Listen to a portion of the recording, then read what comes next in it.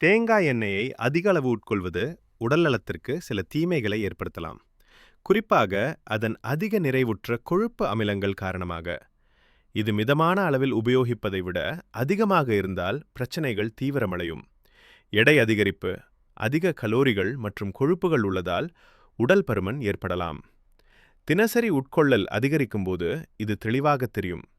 இதய நோய் அபாயம், நிறைவுற்ற கொழுப்பு எல்டிஎல் மோசமான கொலஸ்ட்ராலை உயர்த்தி இதய பிரச்சனைகளுக்கு வழிவகுக்கும். அமெரிக்கன் ஹார்ட் அசோசியேஷன் போன்ற அமைப்புகள் இதை எச்சரிக்கின்றன.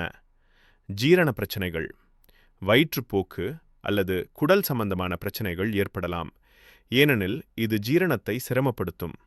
அதிக அளவு உட்கொள்ளல் இதை மோசமாக்கும். கல்லீரல் பாதிப்பு, நடுத்தர சங்கிலி, கொழுப்பு அமிலங்கள் எம்சிடி கல்லீரலுக்கு மன அழுத்தத்தை ஏற்படுத்தி பிரச்சனைகளுக்கு வழிவகுக்கலாம். நீண்ட கால உட்கொள்ளல் உறுப்புகளை பாதிக்கும். பரிந்துரைக்கப்பட்ட அளவு ஆரோக்கியமான வயது வந்தோருக்கு 1 டேபிள் ஸ்பூன் 100 கிராம் நிறைவுற்ற கொழுப்பு வரம்பாக பயன்படுத்தலாம்.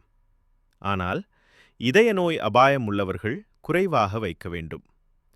காலை வெறும் வயிற்றில் வெந்நீரில் 1 டீஸ்பூன் கலந்து குடிப்பது பொதுவான பரிந்துரை. நன்றி. மீண்டும் அடுத்த பதிவில் சந்திப்போம். வணக்கம்.